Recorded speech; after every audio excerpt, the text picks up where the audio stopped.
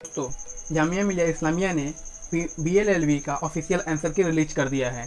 तो इस आंसर की से आप लोगों ने चेक कर ही लिया होगा कि आपके कितने मार्क्स आ रहे हैं इस एंट्रेंस एग्जाम में।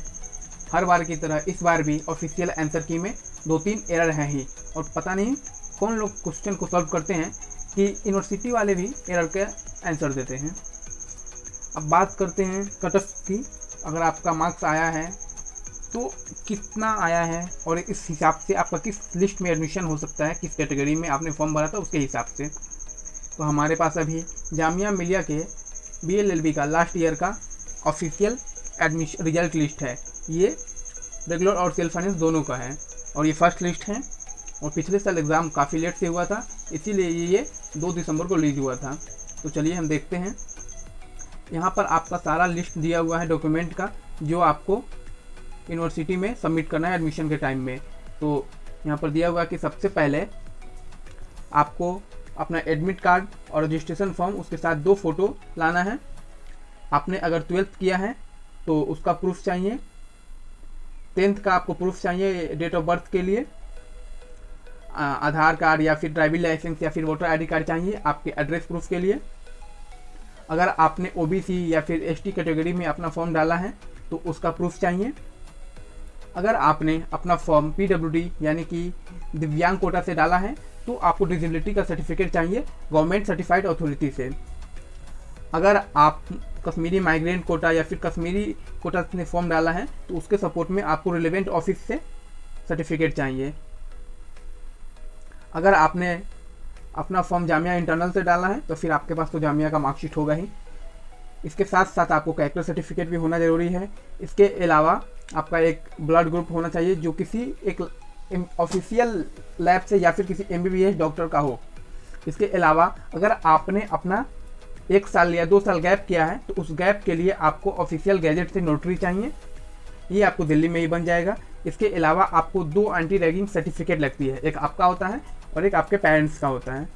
इसके अलावा आपको अपने स्कूल से माइग्रेशन सर्टिफिकेट और फिर SLC यानी कि स्कूल लविंग सर्टिफिकेट भी चाहिए होगा। अब हम बात करते हैं BLLB रेगुलर कट ऑफ का। ये फर्स्ट लिस्ट है और इस लिस्ट में जितने भी सीट चाहिए उतने सीट का रिजल्ट आया हुआ है।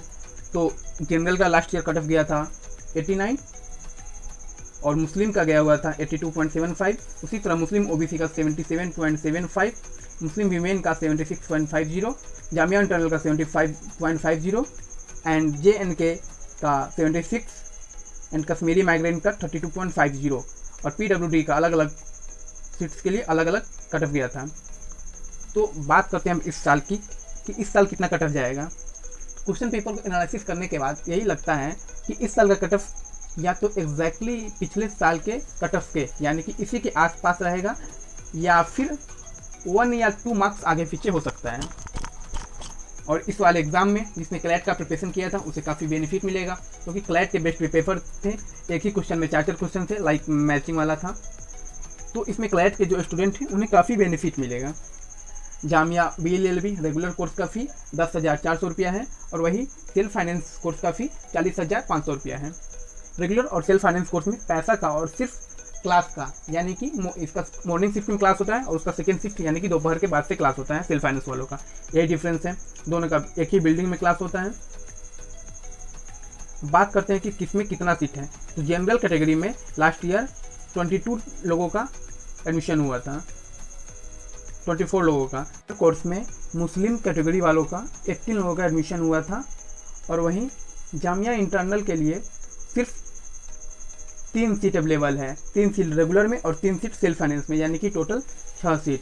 मुस्लिम वीमेन के लिए सेल्फ फाइनेंस में अभी आगे देख लेंगे, रेगुलर में 6 सीट अवेलेबल है एंड OBC वालों के लिए भी 6 सीट ही अवेलेबल हैं। तो अब बात करते हैं PWD की। तो PWD में टोटल मिलाकर 3 सीट अवेलेबल है एंड JNK माइग्रेंट मिलाकर 4 सीट अवेलेबल हैं। अब हम चलते हैं सेल्फ फाइनेंस की ओर, जो कि इसका कट ऑफ थोड़ा कम रहता है और इसका भी कट ऑफ लास्ट ईयर के ही ऐसा रहेगा इस साल भी। तो जनरल में 81 कट ऑफ, मुस्लिम में 76.75, मुस्लिम OBC में 74.25 एंड सेम मुस्लिम वीमेन का। जामिया इंटरनल का 50 था लास्ट ईयर। एंड मुझे उम्मीद है इस साल भी इसी के +1 या फिर +1 -1 +1 +2 के करीब ही रहेगा। JNK माइग्रेंट का 26 है एंड JNK वालों का 64.50 है। टोटल सीट भी लगभग में सेम ही रहता है। जनरल वालों का 24 सीट है एंड मुस्लिम का 18 ही होगा। एग्जैक्टली मुस्लिम का 18 है।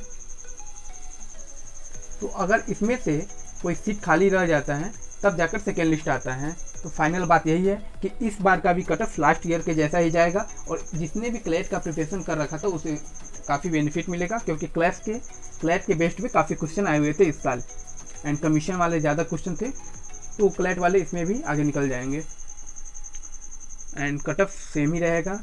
और अगर फर्स्ट लिस्ट में कुछ सीट खाली रह जाता है तभी सेकेंड लिस्ट आता है और फिर थर्ड लिस्ट ऐसा ही होता है। ऐसा नहीं कि न्यू सीट की एडिशन होती है, जो सीट खाली रह जाता है उसी सीट पे नया लिस्ट आता है। सीट खाली रहने का मतलब है किसी ने एडमिशन लेकर कैंसिल करा दिया तो वो सीट खाली रह जाती है, या फिर उस रिजल्ट पे किसी ने एडमिशन ही नहीं कराया तब सीट खाली रह जाती है।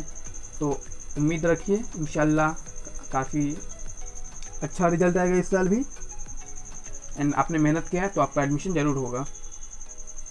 Thank you.